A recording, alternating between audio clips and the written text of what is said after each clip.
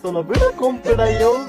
なななななななななななな鈴木奈々はうるさい。Hi, welcome to today's episode of Age Analysis. If you'd like to get straight to today's story, please skip over to 6 minutes, 24 seconds of the video. If you'd like to watch the introduction of our video, where I discussed the time when I experienced Japan's juvenile delinquency for the first time back in 2012, please continue watching. As always, thank you for tuning in, and please like the video if you have enjoyed it, and subscribe to our channel. When I first arrived in Japan back in 2012 for university, I spent my very first semester as a freshman living at a university dormitory. Now, when you hear the phrase university dormitory, one would naturally think that the place would be located next to the campus. But then mine was not. Being a broke foreign student from South Korea who first entered Japan when the exchange rate for the Japanese yen was almost twice as expensive as how it is right now, I was looking for a dorm that was cheapest as possible, and the Waseda University owned dormitories that were located a bit further away from the center of Tokyo were substantially cheaper than the ones located next to the university, meaning that those were practically the only viable option from my side. I mean, of course I wanted to stay at the historical dormitories next to the main campus, such as Wakejuku, where the famous Japanese author Haruki Murakami, as well as a bunch of former Japanese prime ministers stayed when they were university students. But the monthly rent for Wakejuku being well over 100,000 yen even back in 2012, there was no way that I could stay there. But hey, when you don't have the means, you have to do what you have to do.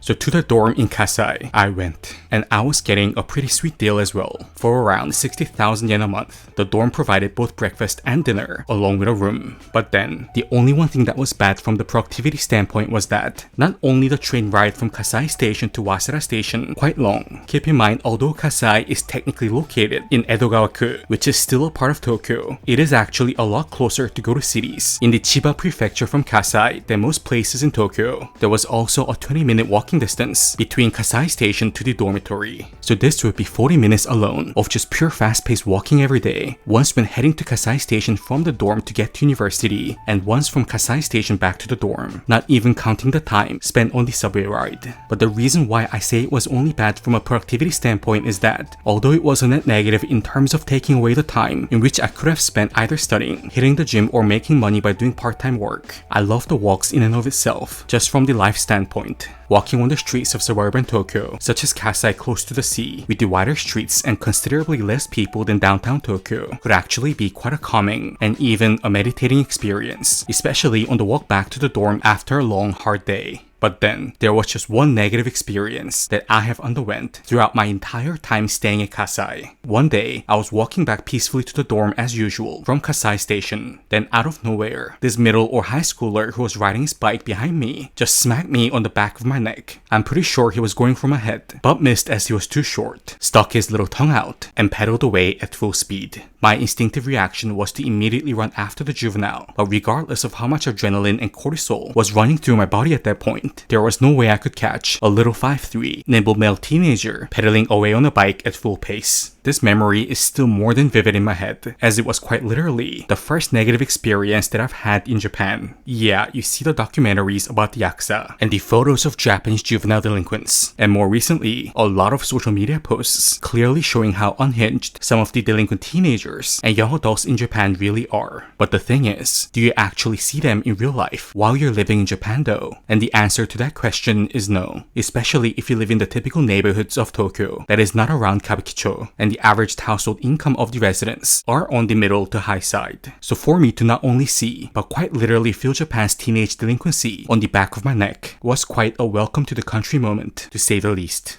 By the way, for any of our subscribers who'd like to read my life's work and learn more about the lessons I've learned regarding the Japanese psychology from my decade-plus years of living in the country since 2012, please consider purchasing our book, The Secrets of the Japanese Mind. If you're ever thinking about visiting or moving to Japan and interact, not to mention create bond with the people from the nation, or would just like to learn more about the culture framework of how the individuals in Japan operate under, I can guarantee that our book will be the best investment that you'll ever make. But returning back to why I wanted to go down this memory lane and share this experience is because we would like to discuss one important element that all these irritating beings have in common worldwide, whether it be the delinquent teenager on the bike who slapped me on the back of my neck in Japan, or the airplane passenger in the States who made it a mission to annoy Mike Tyson to the fullest degree by harassing and throwing water bottles at him, then went on to sue Tyson afterwards when Tyson could not hold it in anymore and began punching the passenger. The one common thing about all of such beings existing around the globe is that, although they find absolutely no problem in irritating and conducting harm onto others, when even the slightest of harm is reciprocated onto them, they take an absolute fit. Let's imagine that I grab a hold of the little teenager who slapped me on the back of my neck and smack some sense into him, for the lack of a better expression. Can you think of the damage that would have against my future? Knowing how these beings are, he most likely would run crying to the police, seeing how he was beaten up by a foreigner, quite possibly leading me to be expelled from university and ruin everything that I've worked my entire life for if I could not pay the settlement fee in which his family asks for. Or he might run to his juvenile delinquent friends and wait for the next time I walk back home from the station so they can jump on me as a group of 5+. And for such beings around the world who first provoke or cause harm to others for no reason, then still get into absolute rage when anything negative is reciprocated to them, can you just imagine if you provoke them first or make them the butt of a joke and humiliate them in front of everyone else? We can guarantee that a lot of them would make it a life mission to completely destroy your life to the fullest, as after all, most of them usually have the mindset that they have nothing much to lose in life anyways, and you just provided them with a burning target of where their anger and pent-up frustration in life can now be solely focused and dedicated towards. And for Luna Murayama, a 17-year-old high schooler living in the city of Rumoi, Hokkaido Prefecture, this is exactly what tragically happened. She came across a misfit of the Hokkaido society, Riko Uchida, in the wrong way just once with one social media post, and undeservingly had to pay the price for it with her own life. In late May 2024, the body of Luna Murayama was found in Ishikari River by the Hokkaido Prefectural Police. The murderers responsible for the crime, 21-year-old Riko Uchida, and her underling, 19-year-old Yuka Konishi, were arrested on June 12, 2024 on the charges of the murder of Luna Murayama. Since then, they have both been officially indicted and are awaiting trial in jail. So how did Luna exactly provoke Riko on social media that got Riko to be so mad to the point of unaliving Luna? And how can the nation of Japan realistically work towards preventing such a tragedy from recurring? Let us find out in today's video. Luna Murayama was born in Haborucho, a small town located in Hokkaido Prefecture. Her father was a fisherman, while her mother worked various part-time jobs. Up until junior high school, it seemed like she fitted in well at school, with her being a member of the school basketball team and being known to have a bright personality. However, things began to turn for the worse for Luna by the time she went to high school. Her mother and father decided to separate, leading Luna to move to the nearby city of Rumoi to live with her mother, which led her to leave her friends back in Haboru and start her high school life in the new city. But then, only after attending a year of high school in Rumoi, Luna decided to drop out as she did not fit in well at her new school. This led her to begin participating in Japan's correspondence high school system, which is a system in Japan that allows a high school dropout, such as Luna, to still be able to earn a high school diploma through means such as earning credits through online classes and submitting reports by mail. And according to a former classmate of Luna, it seemed that she went through a phase around this time of beginning to show interest in fashion and brand items, leading her to start buying designer handbags and other types of luxury items through the money that she earned from working part-time. So in this sense, it was natural for Luna to start visiting the city of Asahikawa frequently around this time, which was around a 2 to 3 hour train ride from Rumoi. Asahikawa is the second largest city in Hokkaido Prefecture after Sapporo, so has a larger number of shopping malls, restaurants and cafes of the types that Luna was most likely interested in than the much smaller city of Rumoi where she was living in at the time. But then little did Luna know, living in the city of Asahikawa was the demon herself, Riko Uchida. Riko was a born and raised native of Asahikawa. Her father worked at a repair shop while her mother worked at a bar. Back when she was in school, she seems to have been a typical juvenile delinquent, according to the words of her former classmates. Her former classmate back from middle school says that there was not a time when Riko was not bullying others. She would form these cliques in class where she acted as the leader and began to bully classmates whom she did not like. She would also constantly post photos of herself smoking and drinking even back when she was a student, and showed off how much of a no F's given type of person she was by posting videos of herself taking recreational drugs. She even got herself suspended for a month during high school by smoking at the teacher's desk. After researching all the interviews done by her former classmates, it really does seem as if she was the type of person who just acted based on her spontaneous urges. According to one of her former classmates, during the high school festival period, Riko invited her classmates back to her house for a sleepover. Then at night, Riko told one of the girls to, I'm not sure how I can say this part in a watered down way. She basically told one of the girls to place their finger on the part of Riko's body in order for Riko to achieve S gratification. The classmate says that this was not a nice ask, but more of an authoritative demand from Riko, and that she did not really care if the person on the other end was a man or a woman, as long as it satisfied her S desire. And it seemed that when it came to choosing her male partners, she enjoyed meeting the older, bad boy type men who tended to portray an image of authority. In high school, she was often picked up by delinquent older boyfriends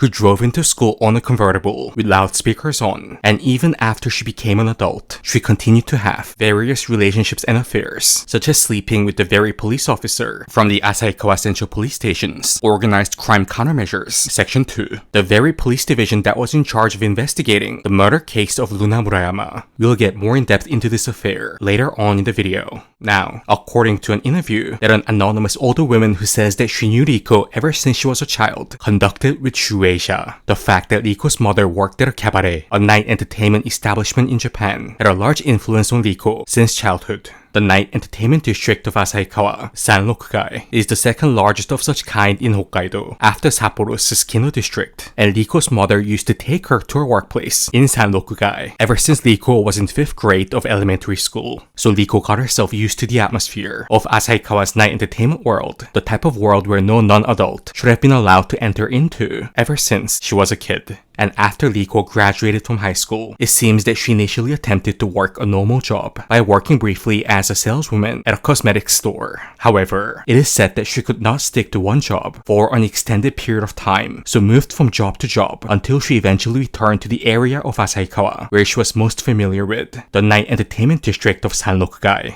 Riko began working at a bar that was owned by a friend of her mother. However, according to the interviewee, Riko could not even get herself to continue working at the bar, so quit only after a few months. The interviewee states that as Riko was never able to keep a job and was always short on money, it was most likely natural for her to pick a fight with someone and attempt to get money out of them. The reason why the interviewee guessed this was due to the fact that Riko was always known, from even back when she was in school, for picking a weak-looking girl on the street and starting a fight with them for reasons such as how they looked at her the wrong way. And in fact, this type of money extortion was exactly what she initially wanted to do with the victim, Luna Murayama.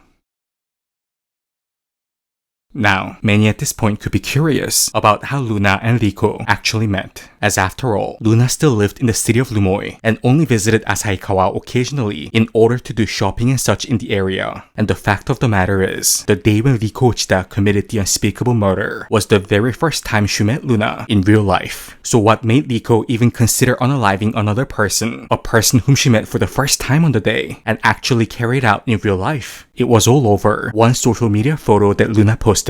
One day, just like any other typical teenager, Luna was scrolling through social media and going over funny memes and photos. Then Luna comes across this one photo of one young woman eating ramen, which Luna considered to be pretty funny, thus leading her to share this ramen eating photo on her social media. But the woman inside the photo was no one else but Riko Uchida herself. Of course, at this point, Luna did not actually know who Riko was, and most likely thought that this was just a funny image circulating on social media. Riko, having many younger underlings who were close to her, gets informed by one of her 16-year-old underlings that a girl from Lumoi just uploaded an unedited photo of Riko eating ramen on her social media without Riko's permission. This led Riko to be absolutely outraged. Now, most in Japan speculate that the biggest reason why she was so angry over Luna posting a photo of her without her permission was due to the fact that Riko extremely detested any photo of her being shown to anybody else without it first going through heavy Photoshop and editing. To quote the words of an acquaintance of Riko who conducted an interview with Newspost 7, a Japanese news media outlet, Riko has been a big person since she was a kid, and it was not just her body that was big, her face was big as well. She was very much concerned about how she looked in photos, as her big look seems to have been a complex for her. She looked better recently, so I thought that she lost weight and became a bit prettier. So it could have been that Riko snapped because she looked bad in the unedited photo of her that Luna reposted without her permission. So Riko, being the perennial bully that she suspicious, contacts Luna through social media, and along with one of her 16-year-old male underlings, threatens Luna to send her 100,000 yen through the PayPay electronic payment app for sharing a photo of her without her permission. However, although Luna initially attempted to pay the 100,000 yen to Riko, she failed to transfer the money to her using the app. The sources are not clear on why Luna failed to transfer the money, but most people speculate that the young Luna, who was only 17 at the time, have never used the PayPay app to send money to other people before and did not know how to use the app properly.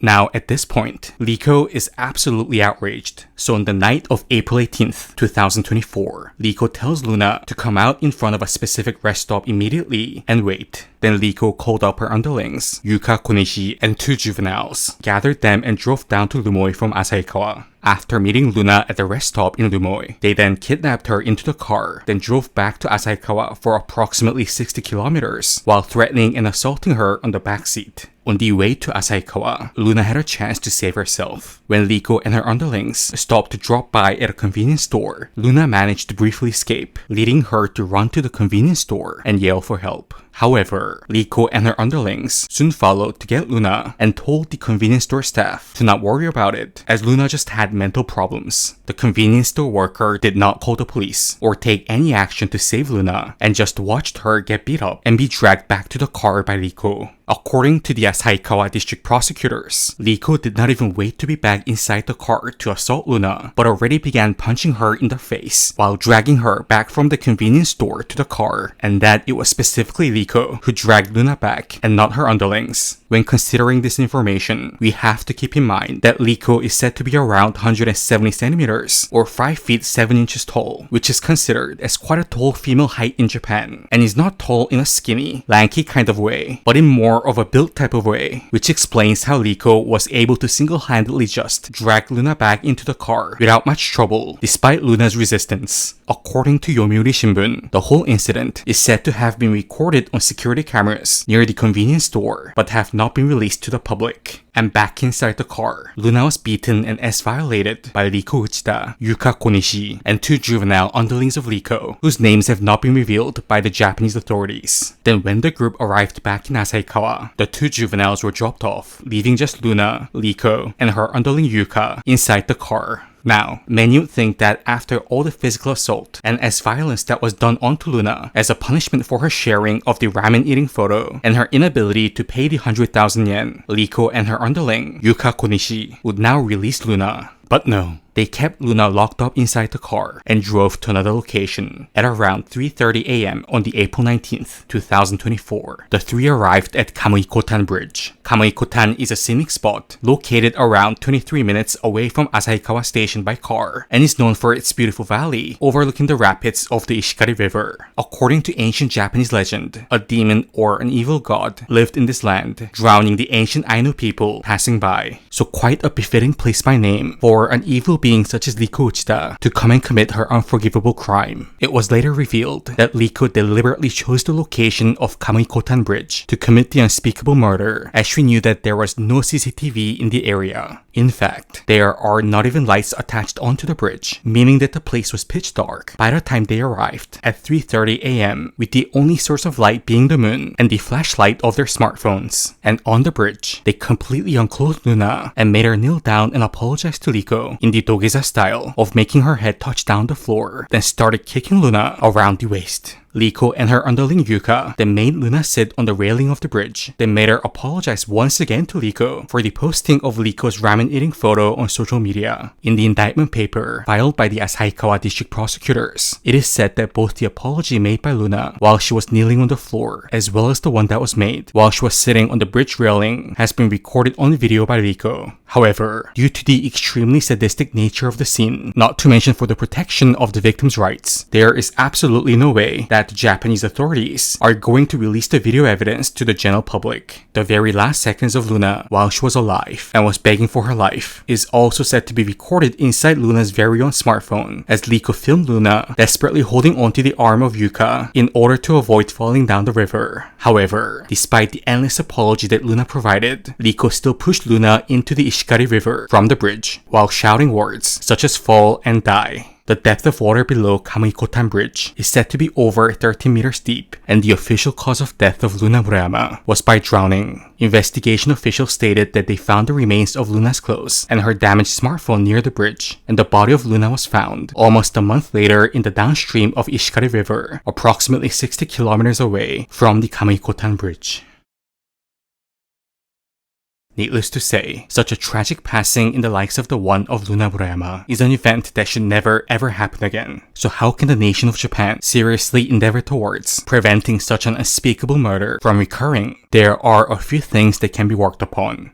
You work at a convenience store, or konbini as we call it in Japan. A traumatized girl with tears covering her face, clearly physically beaten with clothes half uncovered, runs into your store yelling for help. Four physically larger bullies immediately follow the girl into your store, then grab and begin dragging her back towards the car. You ask them what is going on, then they say, don't worry about it, she's just mentally ill. Then the biggest person out of the bullies, clearly seeming to be the leader of the group based on age and the way she carries herself, continues dragging the girl back to the car while the girl keeps yelling for help. The young girl is being physically assaulted the entire time while being taken back to the car. The girl gets thrown back into the car, then the car takes off. If you have witnessed all of this as the convenience staff or the manager working at the counter, what would you have done? I believe all of us would have prevented the girl from re-entering the car, keep her safe inside the convenience store, and immediately call the police. But that is not what the staff or the manager working at the convenience in Asahikawa did. Now, this is a rather sensitive area of discussion, and we should absolutely avoid any haste over generalization regarding people living under certain cultural norms. And needless to say, I can guarantee that there are a lot of convenience managers or staffs in Japan, if they were present at the time when Luna was shouting for help, would not have hesitated for a second to save Luna and call the police. So I do not enjoy making this point, as I know of so many good, upright friends in the country whom I know for a fact would have taken whatever action necessary to keep Luna safe, and have the police come over immediately. But at the same time, we would also be realistically foolish to not acknowledge the fact that when we consider so many of the criminal cases that have occurred in Japan throughout the years, there is always the bystander who's completely aware of the fact that the crime is happening and could have called the police at any time, only to choose to turn a blind eye as it is none of their business. There are countless examples that we can give, and we're confident that if you're familiar with just a number of crime cases from Japan, you're already well aware of the type of discussion that we are going to conduct. But let us briefly provide the case of the murder of Junko Furuta, as this is most likely the case that many of our audience may already know about due to its notoriety. When Junko was kidnapped and confined on the second floor of the house of one of our murderers, the parents of the murderer juvenile boy clearly knew that Junko was being assaulted and tortured on the floor above, as they later claimed that they did not report to the police, not because they did not know what was going on, but as they were afraid of their own son. We are glad that they did not at least lie and say that they did not know what was happening, as anybody who have lived in Japan are well aware of how thin the walls are in most Japanese houses. But then, anybody with half a common sense will also know that two grown adults, especially the father, not calling the police, let alone immediately head to the room on the second floor where Junko was locked in and save her because they were afraid of their 16-year-old son, and just decide to sleep while listening to a person scream for her life every night for more than a month, is one of the stupidest and most inhumane excuses that can be ever made.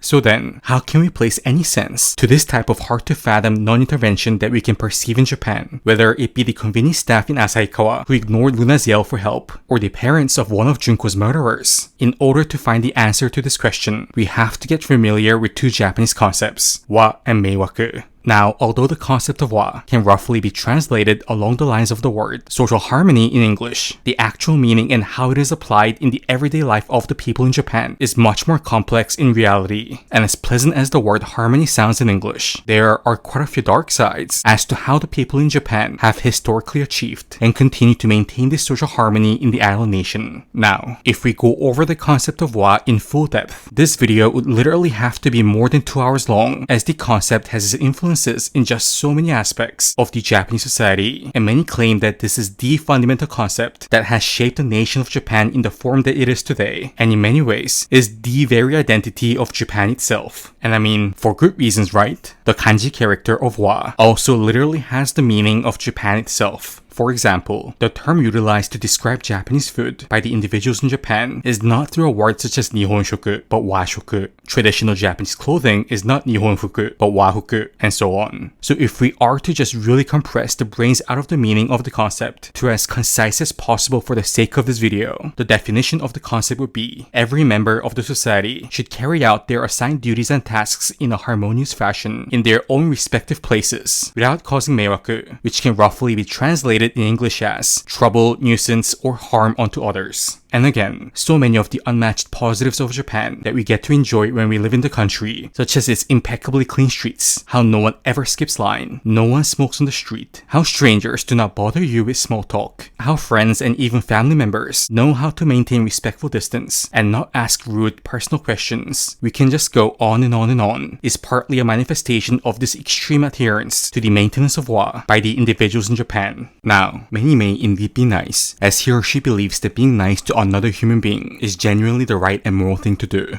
However, if you have lived decade-plus years in Japan as I have, you will come to the realization that for the considerable number of individuals in Japan, it is so that they do not cause meiwaku to another individual, as causing meiwaku is a form of breaking wa, or social harmony. Someone in Japan may want to throw their trash on the street, but then this will cause meiwaku to the pedestrian who has to walk by the trash, and the person who has to inevitably bend down and pick up the trash. Some may want to skip a line, but then no one does, as that would cause meiwaku to the person who just got skipped, not to mention how it creates disturbance to social harmony. But then, kind of as in how while training in the gym in moderate amounts can be beneficial for health, and is definitely healthier than being completely sedentary and never exercising, extreme overtraining can actually also be very detrimental for health, as in how it can chronically elevate cortisol levels, weaken the immune system, mess up your physiology and hormone secretion levels, deteriorate your joints and ligaments, and just so much more. This type of extreme overcommitment to not cause meiwaku to others and maintain the superficial peace and social harmony is also bringing so many illnesses to the Japanese society. Let us have a look at the convenience store staff or manager on April 18th, 2024 in Asahikawa, who just watched Luna get physically assaulted and be dragged back to the car, only for her to meet her death just a few hours later. Did this convenience staff commit to absolute inaction because he's this categorically amoral being who has no sense of right and wrong? We do not think so. To evaluate the decision-making of a particular individual, we have to pay attention to the cultural norms and ideas in which the individual has been exposed to throughout his or her entire life since birth. And we can confidently state for the convenience staff or manager at the time, there was most likely a thought process going on inside his head, roughly in the lines of, this girl is obviously a victim of extreme Ijime and is being physically assaulted. However, I'm just a person working at the convenience store, with my duty being managing this convenience store and serving the customers. So if I act out of place and call the police, this will cause meiwaku to the customers, as the police will come to our store loudly with sirens, breaking the peace and harmony of the moment, and create a negative experience for the group of people around. And the counter will be delayed, as the police will stop me for a few minutes to ask me questions. This will undoubtedly cause meiwaku to our customers. So let me just get on with my day, not act out of place and call the police or something, finish my designated duty as a convenience staff, and complete my day. Then subsequently does not call the police. And honestly, such a twisted thought process that is overly focused towards maintaining wa and not causing meiwaku to others not only facilitates crime that could have otherwise been prevented, as in the case of the murder of Luna Murayama or Junko Furuta, but also prevents many criminals in Japan from being properly punished. In a street interview conducted a while back, there was a young woman who confessed that she was groped and harassed on the train, but did not report this to the police, as that process would cause her to be late for work, causing meiwaku to the store she was working part-time in, breaking the harmonious wa of the day for the people involved with the store. So in order for crimes such as the death of Luna Murayama to hopefully be further prevented in Japan, the perverse interpretations of the concept of wa, the superficial peace and harmony of the day and the surroundings, and the excessive obsession towards its maintenance, above all else, being frequently used as an excuse for complete inaction towards crime prevention, really do have to stop. Let the freaking police sirens run as loud as they could and break the superficial harmony for the people around. Let the customers in the convenience store suffer from a bit of meiwaku and wait a few minutes with the payments of their onigiri and wami chicken while we talk to the police to tell them exactly what happened and the direction in which we think the criminals went to with the victim. If a life can be saved in return for breaking this wa of the day, break the damn wa, break the damn peaceful, harmonious atmosphere. To save a life, it is all worth it.